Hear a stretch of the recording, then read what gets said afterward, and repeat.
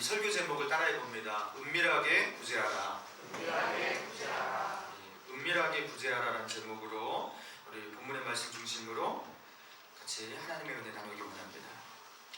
여러분, 만약에 여러분에게 또 이렇게 풍족한 자금이 생겨서 저기 풍경 좋은 설악산 그 자락에다가 그 배산임수 앞에 계곡이 흐르는 아주 경치 좋은 곳에 돈을 많이 들여갖고 아주 예쁜 별장을 지었다고 해요.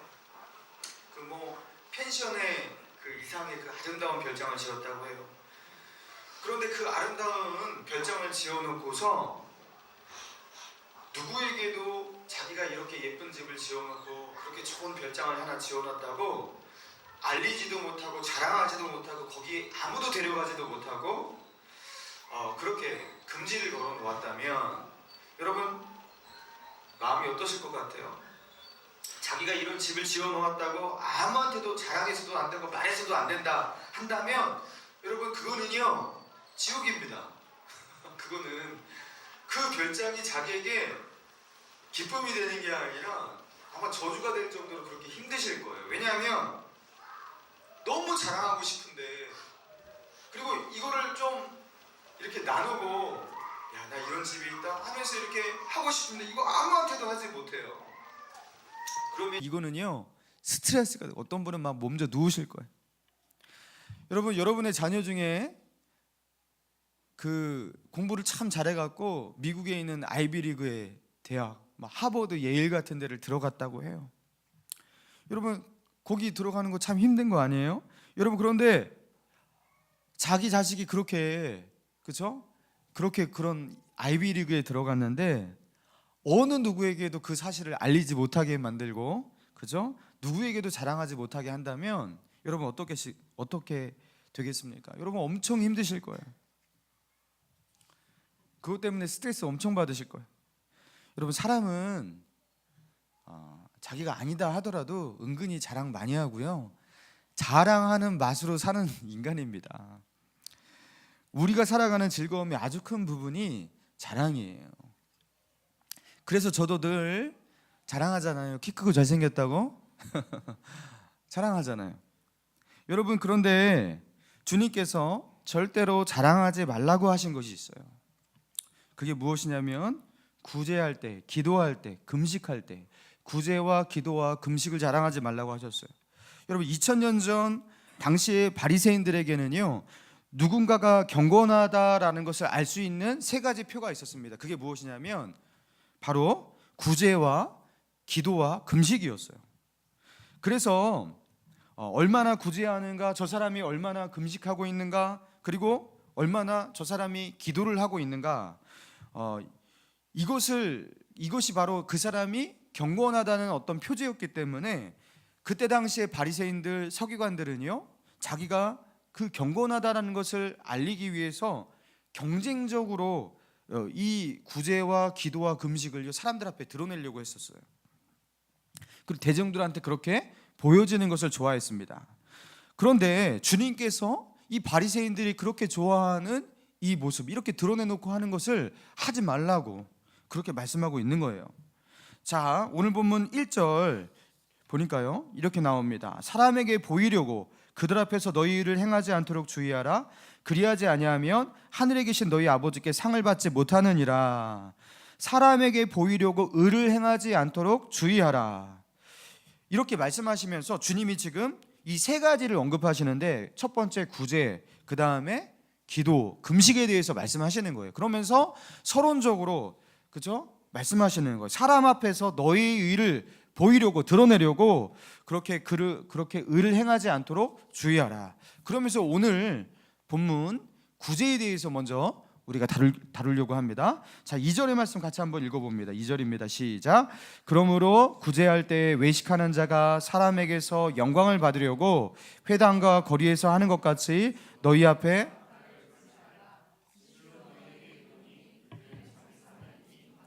자, 구제할 때 사람들이 외식하는 자가 사람에게 영광을 받으려고 어떻게 한다고요? 회당과 거리에서 구제를 하면서 나팔을 분대요. 자, 여기서 외식하는 자라고 표현됐는데 이 외식하는 자에 대한 원어의 표현은 휘포크리테스. 이 휘포크리테스가 그 당시에 어떤 단어로 쓰였냐면요, 연극 배우를 일컬어서 휘포크리테스라고 했어요. 연극하는 연극 배우요. 그러니까 연극 배우가 연기를 할 때 사실 그 연기라는 것은 실제 현실의 사건이 아니라 관객들에게 뭔가를 보여주기 위해서, 그들에게 메시지를 전달하기 위해서 하는 연기일 뿐이잖아요. 그런데 외식하는 사람들이 꼭 그렇게 연기하는 사람과 같다라는 거예요. 나 이렇게 괜찮은 사람이야, 이렇게 경건한 사람이야, 사람들 앞에 보여주기 위해서 그들은 연기를 한다라는 거예요. 그래서 연기를 할 때 연극 배우가 무대가 있어야 되잖아요. 그리고 그 무대는 관객들이 가득 차고 많은 관객이 있을 때, 관중들이 더 많을 때 좋은 거 아니겠습니까? 그래서 관중들이 많은 곳을 찾아가는 게 연극 배우잖아요. 그렇죠? 그러니까 이 외식하는 자들은, 바리새인들은 어떤 곳을 찾아가는 거예요? 회당과 거리, 사람들이 많은 곳을 찾아가는 거예요. 왜요? 사람들의 왕래가 많아서 이목이 집중되는 곳, 관중이 많은 곳, 거기서 많은 사람들에게 보여줘야지 의미가 있는 것이니까. 그래서 그런 곳을 골라서 거기서 구제 행위를 하는 거예요. 누군가를 도우면서 가난한 자들에게 이렇게 돈을 건네고 또는 음식물을 공개하고 이런 모습을 보이면서 나는 경건한 사람이야 라고 그렇게 관중들한테 메시지를 전달하는 연기를 하고 있는 거예요. 그래서 예수님은 그들을 휘포크리테스, 외식하는 자다, 그렇게 말씀하신 거예요. 그런데 주님은 어떻게 말씀하십니까? 그들은 자기 상을 이미 받았느니라. 여기서 상은 어떤 상을 말하는 것입니까? 원래 구제라는 것은 하나님의 뜻이에요. 하나님의 명령이에요. 그래서 하나님이 주실 상급이 있는, 상이 있는 행위, 경건한 행위였습니다. 그러나 하나님이 주실 상이 있는 그 행위를 외식하는 자들이 사람들에게 자랑하는 모양으로, 그리고 사람들의 칭찬과 그들의 어떤 인정을 바라면서 그렇게 했을 때 하나님은 그들에게 하나님의 상급이 없을 것이다, 하나님의 상이 그들에게 없을 것이다 말씀하고 있는 거예요.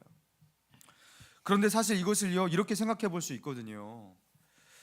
여러분, 자랑하더라도 구제하는 사람, 자랑하지는 않지만 구제도 하지 않는 사람, 여러분 어떤 게 더 낫습니까? 누군가를, 이웃을 도와요. 그런데 이웃을 돕는데 생색을 조금 내요. 많이 내면 좀 아니지만 적당히 냅니다. 생색을 적당히 내면서 사람들 앞에 자기가 구제한 것도 어느 정도 알려지는 것은 좋아해요. 그러면서 구제하는 사람, 그러나 뭐 그렇게 알려지는 것도 원하지 않고 구제도 하지 않는 사람, 여러분 둘 중에 어떤 게 낫습니까? 예? 전자가 나요, 후자가 나요? 전자. 아, 그래도 구제하는 게 낫다. 그렇죠? 여러분 저도 그렇게 생각이 돼요. 야, 그래도 자랑하더라도 구제하는 게 어디야? 자랑시켜주고 TV에 나오게 하고 신문 광고에 내도 자기 돈 나가는 거 싫어하는 사람 그래도 있을 거 아니에요. 그러면 좀 자랑시켜주고 자랑하더라도 구제할 수 있도록 그렇게 하면 얼마나 그게 차라리 낫지 않나. 구제받는 사람의 입장에서는요, 이러나 저러나 자기에게 도움이 되는 건 마찬가지니까 그렇게 하더라도 누군가를, 어려운 사람을 돕는다면 그게 낫지 않나.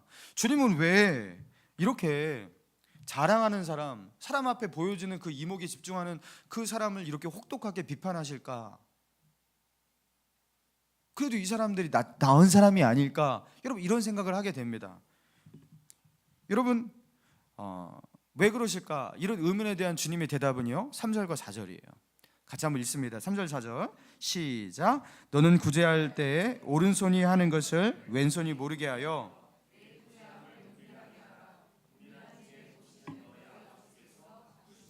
자, 사람들에게 구제를 할 때에 왼손이 하는 것을 오른손이 하는 것을 왼손이 모르게 하라.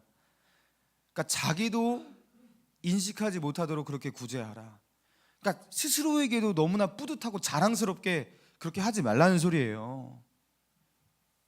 그리고 내 구제함을 은밀하게 하라. 은밀한 중에 보시는 너희 하나님께서 갚으시리라. 여러분 여기 보세요. 사람들에게 자신의 구제를 자랑한다라는 거, 여러분 그거는요, 주님은 그걸 어떤 행위로 판단하고 계시냐면, 이 문맥을 보니까 그거는 내 구제함을 은밀하게 하라 은밀한 중에 보시는 하나님께서 갚으시리라.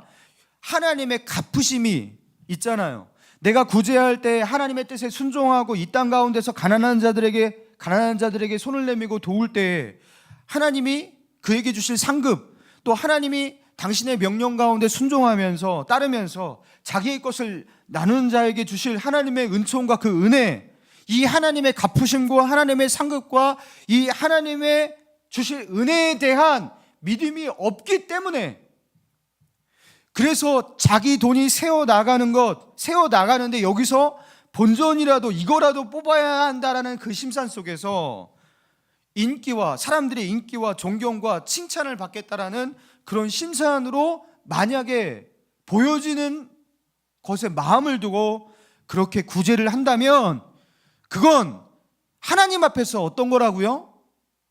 불신앙이라는 거예요. 불신앙. 사람들의 인기와 존경과 칭찬을 받겠다라는 심산으로 한다면 그거는 적당한 신앙이 아니라 아쉬운 선행 정도가 아니라 하나님 앞에 불신앙이라는 거예요. 하나님이 아닌 사람을 바라보기에 하나님 앞에서 불신앙이라는 거예요. 그래서 사람 앞에서 자기의 경건을 자랑하는 그 심리, 여러분 그 밑바닥에는 뭐가 깔려있냐? 단순히 자랑하고 싶어하는 마음이 아니라 거기에는 하나님을 향한 믿음 없음이 있다라는 거예요. 하나님의 신실한 보상과 당장에 보이지 않지만 장차 하나님이 주실 그 상급에 대한 소망을 두지 못하는 그 불신 때문에, 그 불신이 그 사람으로 하여금 자신이 지금 경건하다고 사람들 앞에 연기하게 만들고, 그리고 그들의 인정과 칭찬을 구하는 그런 기만을 하는 어떤 행위까지 있다라는 거예요. 그래서 진짜 주님을 바라본다면, 주님 주실 상급을 바라보면서 하나님 앞에서 믿음으로 한다면 그 사람은 구제할 때 어떻게 한다고요? 은밀하게 보시는 하나님 앞에 은밀하게 한다라는 거예요. 그리고 그 조용히 은밀하게 그 구제를 하면서 그것으로 주님 앞에 자기는 말하는 거예요. 어떻게 말하는 거예요? 주님, 저는 진짜 주님 보고 합니다. 사람 보고 하는 것 아닙니다. 그러면서 주님 앞에 고백하는 거예요. 믿음을 고백하는 거예요. 그래야지 이것이 참된 경건이라고, 그것이 참된 경건이 되어서 하나님 앞에 상이 있는, 상급이 있는 행위가 된다고 주님은 말씀하고 있는 것입니다. 여러분, 어떤 분은 이 말씀을 읽으면서 야, 그렇구나, 사람 앞에 자신이 이렇게 드러내놓고 좋은 일을 하면 안 되는구나, 그러면서 헌금을 할 때에 그럼 내가 여기다가 헌금을 할 때 헌금 이름을 쓰고, 그래서 주보에다가 이렇게 뭐 크진 않지만 작은 글씨로 자기 이름이 기록이 되고, 이런 걸 삼가해야겠다 하면서 무기명 헌금을 하는 것이 성경적이구나, 이렇게 생각하시는 분이 있을까봐 말씀드립니다. 여러분, 주보에 헌금자 명단을 실는 이유, 그리고 여러분이 헌금을 하실 때 거기에다가 이름 쓰는 난이 있고, 그리고 헌금 액수가 기록되는 이유가 있어요. 여러분, 그것은요, 교회로 하여금 재정을 투명하게 관리하도록 만드는 장치입니다. 여러분, 저희 교회 지정부에서 그런 일이 일어날 리는 당근 없지만, 만에 하나 나쁜 마음을 먹는 사람이, 가룟유다 같은 사람이 교회 안에 침투했다고 해요. 그리고 재정부에 들어왔다고 해요. 여러분의 헌금이 무기명으로 헌금이 되었어요. 누가 여기 헌금한지를 몰라요. 그리고 무명으로 헌금한 사람이 몇 명이나 돼요. 그러면 그 돈은, 그죠? 중간에서 절취하기에 가장 적당한 돈이 됩니다. 그리고 여러분이 기명 헌금을 하더라도 거기에 헌금 액수를 적지 않을 때에 거기서 몇 장을 빼도 아무도 알 수가 없습니다. 그래서 거기에 기명 헌금을 하게 하고 돈 액수를 기록하게 한 거예요. 주보에다가 여기에다가 이름을 적어놓고 여러분이 지난주에 헌금한 명단을 적어놓는 이유는 당신이 정말로 지난주에 헌금한 것 맞지요? 확인하는 작업입니다. 만약에 분명히 내가 기명 헌금을 했고, 그죠? 했는데 주보에 명단이 없어요. 그럼 어떻게 해야 돼요? 알려줘야 됩니다. 이상합니다. 지난주에 헌금이 했는데 여기 없습니다. 그래서 그게 혹시나 일어날 수 있는 사고를 예방하는 장치예요. 그럼 왜 이런 장치를 만들었을까? 교회는 신실한 사람을 뽑아서 재정부를 운영하게 하고 그 사람들을 믿으면 되지 왜 그럴까? 그런 사고가 일어난 예가 있기 때문에 그런 거예요. 그런 사고가 일어났었어요. 그래서 그걸 막는 장치가, 그래서 교회를 투명하게, 그죠? 재정을 운용하는 장치가 바로 이것입니다. 그래서 그럴 리는 없겠지만 재정부원으로 하여금 시험에 들지 않게 하기 위해서라도, 그죠? 여러분 기명헌금을 하시고 헌금 액수를 적는 거, 성실히 적는 거, 여러분 그게 좋은 것이에요. 좋은 것이에요. 바람직한 것이에요. 그래서 여러분 헌금을 드렸다고 주보에 적는 것은 여러분 헌금을 드리니까 적당히 자랑시켜 드리려고 하는 게 절대로 아니라는 것, 여러분 그렇게 아시기 바랍니다. 다시 본론으로 돌아가서 구제할 때 은밀하게 하시는 이 말씀, 여러분 이제 아시겠죠? 여러분 우리가 이 은밀하게 하라, 자랑하지 말라라는 이 말씀에 집중하느라고 우리는 구제하라라는 이 중요함을 놓칠 때도 있어요. 여러분 그런데 구제하라라는 것은 더욱더 중요한 거예요. 구약 성경에 이 구제에 대한 이 말씀이 굉장히 많이 있습니다. 여러분 신명기 15장 11절에 이런 말씀이 있습니다. 땅에는 언제든지 가난한 자가 그치지 아니하겠으므로 내가 내게 명령하여 이르노니 너는 반드시 내 땅 안에 내 형제 중 곤란한 자와 궁핍한 자에게 내 손을 펼지니라. 이렇게 나왔어요. 여러분 이 신명기 15장의 이 말씀, 이 신명기는요 광야 40년을 이제 마치는 시점 가운데 요단강을 건너서 가나안 땅, 하나님께서 약속하신 그 축복의 땅, 젖과 꿀이 흐르는 땅에 들어가기 전에 하나님이 주신 그 메시지예요. 그 땅 가운데 들어가서 이렇게 살아. 자, 그런데 그 젖과 꿀이 흐르는 축복의 땅에도 어떤 일이 일어난다고요? 땅에는 언제든지 가난한 자가 그치지 아니하겠으므로 그 땅에도 가난한 자를 내가 둘 것이다. 그리고 가난한 자가 너희에게 언제든지 그치지 않을 것이다. 주님 말씀하셨어요. 신기하죠? 축복의 땅이면 가난한 자가 없어야 될 거 아니에요. 하나님 가난한 자를 다 없애버리시고, 그렇죠? 최소한 중산층 이상으로 다 살게 해주시지 왜 거기에 가난한 자가 있습니까? 묻는다면 하나님은요, 그래도 나는 거기에 가난한 자를 그치지 않게 하실 것이다. 그렇게 말씀하셨다라는 거예요. 왜 그럴까요? 왜 그럴까요? 여러분 신명기 15장 10절에 이런 말씀이 있습니다. 너는 반드시 그에게 줄 것이요. 여기 그에게라는 가난한 자를 말하는 거예요. 그에게 줄 것이요. 줄 때에는 아끼는 마음을 품지 말 것이니라. 이로 말미암아 내 하나님 여호와께서 내가 하는 모든 일과 내 손이 닿는 모든 일에 내게 복을 주시리라. 여러분 우리가 구제하면서 그 가난한 자들에게 손을 베풀고 그들을 구제할 때 하나님은 어떤 약속을 하셨냐면 내가 하는 모든 일에, 내 손이 닿는 모든 일에 복을 주실 것이다. 그렇게 약속하셨어요. 할렐루야. 여러분 우리가 손을 펴서 그저 가난한 자들을 돕고 어려운 자를 도울 때 하나님께서 우리에게도 은혜를 주신다고 말씀하셨어요. 여러분 하나님께서 우리 곁에 가난한 자를 두신 이유 다른 것이 아니라 우리에게 복 주시고자 하신다라는 거예요. 우리가 주님의 말씀에 순종하여서 그 가난한 자, 어려운 자, 환난당한 자를 돕는 순종의 삶을 살며 이웃사랑을 실천하는지 실천하지 않는지, 순종하는지 순종하지 않는지, 여러분 그것을 알리는 표가 무엇이냐면 여러분 구제를 하느냐 안 하느냐, 그 가난한 자가 우리에게 순종과 불순종의 그 선택을 하게 만드는 거예요.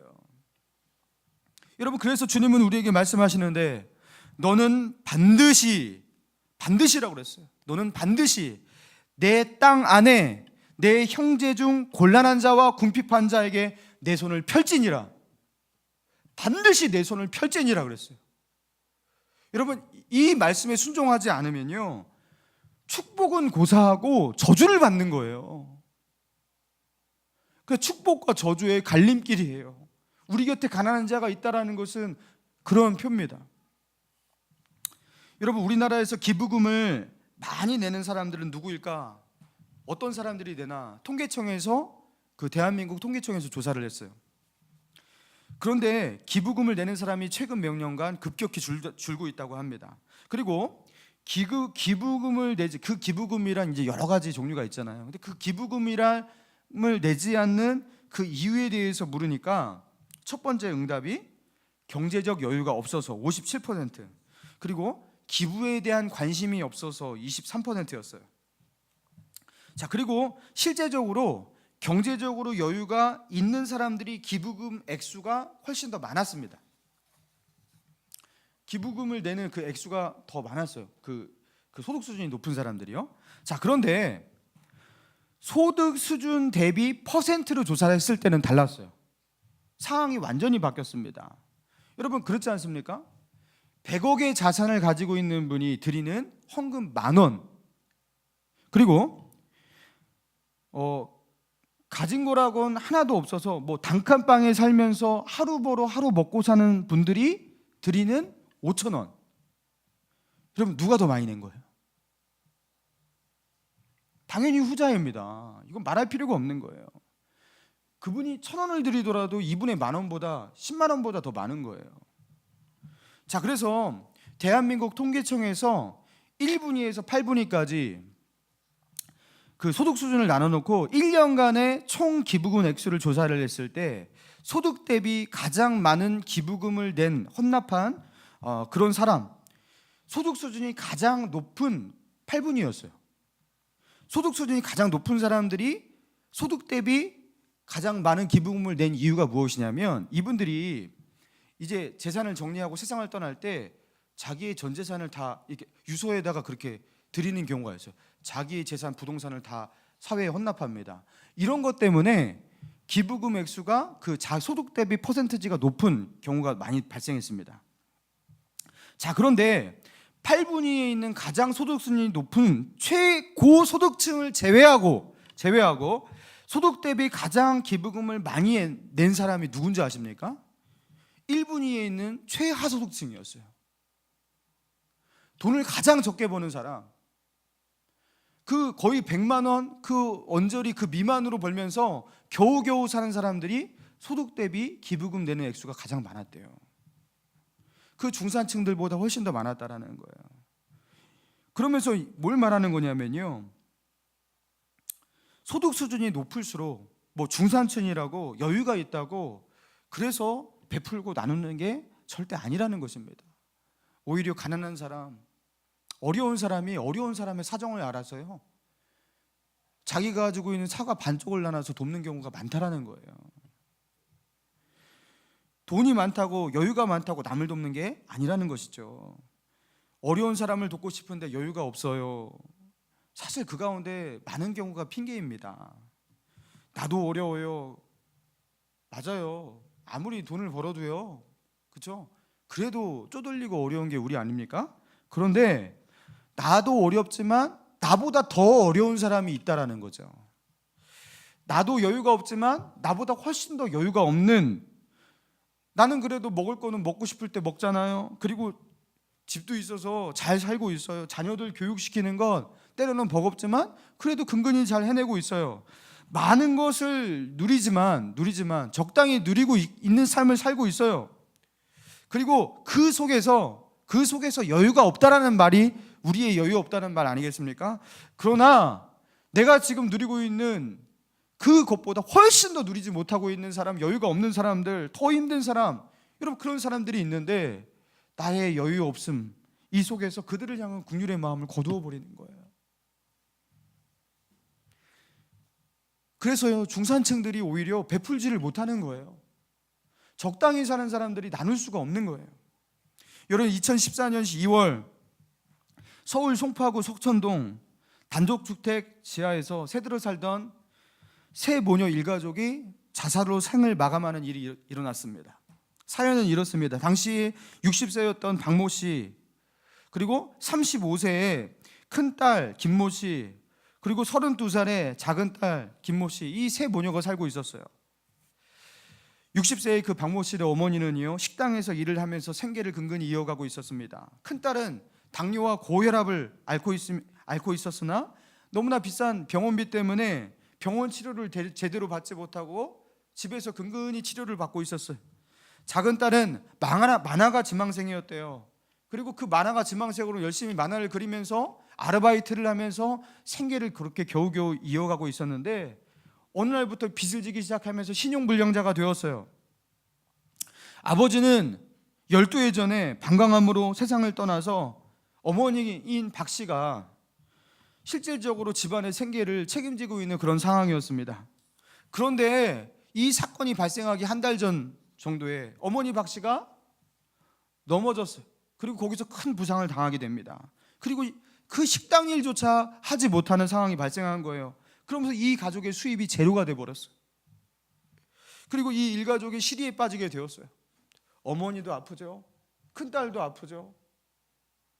작은 딸은 만화가 지망생인데 그 아르바이트 겨우겨우 구하면서 생계를 이어가는데, 우리 이렇게 어렵게 살 바에 다 같이 죽자. 일가족이 모여서 회의를 했어요. 그리고 집세와 공과금으로 그 유서 봉투에다가요 70만 원을 넣어놓고서 집주인에게 이런 메시지를 남겨놨어요. 마지막 집세와 공과금입니다. 정말 죄송합니다. 그리고 번개탄 피워놓고 일가족이 집단 자살했어요. 마지막 죽을 때에도 죄송합니다 하고 죽었어요. 여러분, 그 송파구 부촌 아닙니까? 그 부촌에 사는데요, 그 부유한 사람들의 틈바구니 속에서도 이렇게 어렵게 살아가는 사람들이 있더라는 거예요. 주위에서 이런 사람들이 죽음을 선택할 정도로 그렇게 힘들어하는지, 그렇게 어려워하는지 알아주는 사람도 없고 도움의 손길도 없이 이 세모녀는 그 낙심 가운데 그렇게 죽은 거예요. 여러분, 주위를 둘러보시기 바랍니다. 하나님은 분명 이렇게 우리의 도움이 필요한 가난한 사람들, 그렇죠? 지금 우리의 위로가 필요한 어떤 사람들을 우리 곁에 두셨을 거예요. 그런데 내가 내 살 길이 너무나 바쁘고 여유가 없다라는 그런 마음으로 그들에게 도움의 손길을 못 내미는 경우가 분명히 있으실 거예요. 제가 신학대학원 다닐 때 신대원 1, 2학년 때가 참 고비였어요.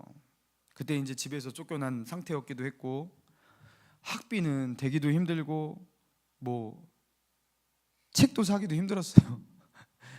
이 돈을 가지고 책을 살까 밥을 먹을까 하는데 나는 밥을 먹어야지 책을 안 사고 밥을 먹어야지 막 이렇게 선택을 하면서 책은 빌려보고 밥은 먹자. 그 당시에 교육전도사 사례비가 60만 원이었습니다.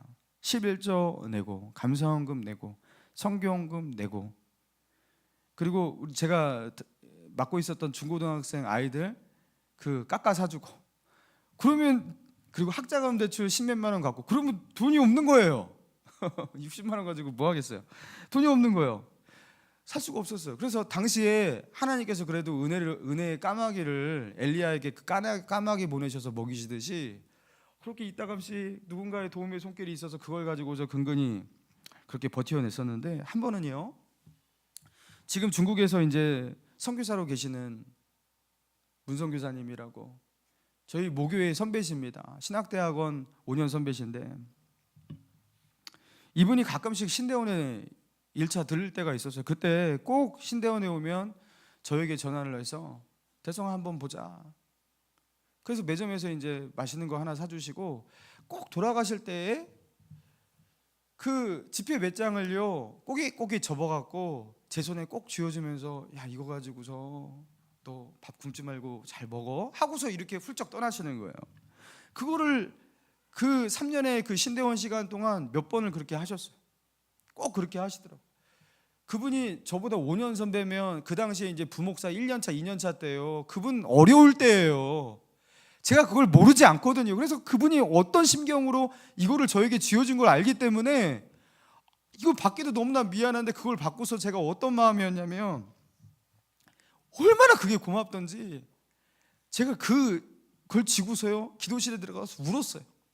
하나님, 제가 이거 절대로 이 은혜 잊지 않게 해주시고, 저 목사님 진짜 축복해 주시고, 그리고 제가 정말로 제가 이제 나중에 이 갚는 그런 마음으로, 은혜에 보답하는 마음으로 그렇게 살아가겠습니다 하면서 제가 그 돈을 지고서 울었어요.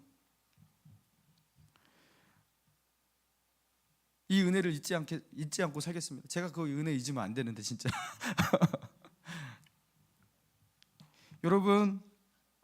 여러분이 구제함으로 나에게 출혈이 일어나는 것보다 그 출혈이 누군가의 더 큰 출혈을 막는다면 여러분 그거 정도 참아낼 수 있는 거 아니겠습니까? 내가 꼭 사과 2개를 다 먹어야 사는 것이 아니라면 내가 한 개 먹더라도 나머지 한 개 누군가에게 쪼개서 나눠줄 수 있는 것 아니겠습니까? 돈에 인색하시는 분들이 있어요. 다른 사람들이 어떻게 사는지, 뭐 어떻게 돌아가는지 거기에 관심을 갖고 자기 설계에 바쁘신 분들이 있어요. 하나님에게도 인색하고 사람에게도 그렇게 인색하시는 분 있잖아요. 주님은 말씀하십니다. 구제하는 것은 믿음의 문제라고 말씀하시는 거예요. 내 구제함을 은밀하게 하라. 은밀한 중에 보시는 너의 아버지께서 갚으시리라. 여러분, 이거 하나님께서 보시는 행위라는 거예요. 하나님께서 반드시 갚을 것이라고. 우리가 아무리 숨기고 숨겨도, 그 사람들 아무도 알아주지 않아도, 우리가 누군가를 돕고 구제해놓고서도 때로는 우리도 잊고 기억하지 못할 때가 참으로 많잖아요. 그러나 하나님은 그것을 기억해내시고 갚아주신다고 말씀하셨어요. 마태복음 25장에 보면 예수님께서 장차 영광의 보좌에 앉으시고 모든 민족을 그 앞에 불러 모으시고, 목자가 양과 염소를 나누듯이 그렇게 구분하신다고 하셨어요. 양은 오른편에, 염소는 왼편에 주신다고 하셨거든요. 그런데 그 오른편에 있는 양에게 이렇게 말씀하실 것이래요. 그때 임금들이 그 오른편에 있는 자에게 이르시되, 내 아버지께 복받은 자들이여, 나와 창세로부터 너희를 위하여 예비된 나라를 상속하라. 내가 줄일 때에 너희가 먹을 것을 주었고, 목마를 때에 마시게 하였고, 나그네 되었을 때에 영접하였고, 헐벗었을 때에 옷을 입혔고, 병들었을 때에 돌보았고, 옥에 갇혔을 때에 와서 보았느니라. 이렇게 말씀하니까요, 그 오른편에 앉았던 그 양이라고 일컬음 받았던 그 의인들이 이렇게 대답한대요. 의인들이 대답하여 이르되, 주여, 우리가 어느 때에 주께서 줄이신 것을 보고 음식을 대접하였으며 목마르신 것을 보고 마시게 하였으며, 어느 때에 우리가 나그네를 영접했고 어느 때에 우리가 병든 것이나 옥에 갇힌 것을 가서 봤습니까? 우리는 그렇게 한 적이 없는데요. 의인들이 그렇게 대답할 거래요. 그러니까 주님께서 이렇게 대답하실 거래요. 너희가 여기 내 형제 중에 지극히 작은 자 하나에게 한 것이 곧 내게 한 것이니라. 여러분, 그 천국 갔을 때예요, 그때 주님께서 너가 그때 이렇게 했고 이렇게 했고, 너가 나를 그렇게 대접했고, 너가 가난한 자 헐벗은 자를 그렇게 도왔어. 그렇게 했을 때에 많은 사람들이 우리가 언제 그렇게 했는데요, 그렇게 한 적이 없는 것 같은데요 하면서 기억을 하지 못해요. 기억을 하지 못해요. 여러분, 그렇지 않습니까? 그런 삶을 사는 사람은요, 자기가 도와놓고서도 도운 것도 잊어버려요. 그런데 주님은요, 그것을 하나하나 샅샅이 찾아내서 우리가 잊어버린 것조차도 하나님은 기억해내시고, 그때 우리가 한 일을 다시 하나님께서 우리 앞에서 그렇게 읊어주신다 말씀하시는 거예요. 몇 날 몇 시에 어디에서 너가 그 한 일을, 그 아름다운 일을 내가 기억한다. 2009년 2월 3일 오전 11시 추운 겨울이었지, 네가 그 어려운 사람에게 다가가 그 손을 내민 나의 명령에 순종해서, 너가 그렇게 풍족한 것도 아닌데 그 사람을 도우려고 애썼던 그것을 내가 기억한다. 그 어려운 형편과 처지에 있는 사람, 환난당하는 자, 아픈 자를 돌보기 위해서 내가 헌신한 그 헌신을 내가 기억한다. 여러분, 주님께서 그것을 읊으실 때 말로 할 수 없는 감격이 있을 것 같아요. 막 눈물을 주룩주룩 흘리면서 주님께서 읊으시는 그 장면 가운데 고개를 숙이고 그걸 들을 것 같아요. 주님께서 이렇게 기억하시고 이게 정확하게 이런 것을 샅샅이 찾아내신다면 내가 왜 그때 더 믿음으로 살지 않았을까? 내가 왜 내 손을 펴서 더 이 믿음의 일을 하지 않았을까? 왜 돕는 일을 하지 못했을까? 여러분, 오히려 후회되기도 할 것 같아요. 여러분, 주님은요, 다 보셨고 다 알고 계셨던 거예요. 나도 기억하지 못하는 건 주님께서 다 기억해 내시는 거예요. 여러분, 주님은 그렇게 갚아주실 것이라고. 너희가 나를 대신해서 그 구제가 필요한 사람, 도움이 필요한 사람에게 다가달라고 우리에게 부탁하셨어요. 사랑하는 성도 여러분, 구제는 믿음의 문제입니다. 사람 바라보지 맙시다. 하나님 바라보고 가난한 자, 약한 자, 병든 자, 어려운 일 당한 자에게 손을 내밀 수 있는 저와 여러분 되기를 주님의 이름으로 축원합니다.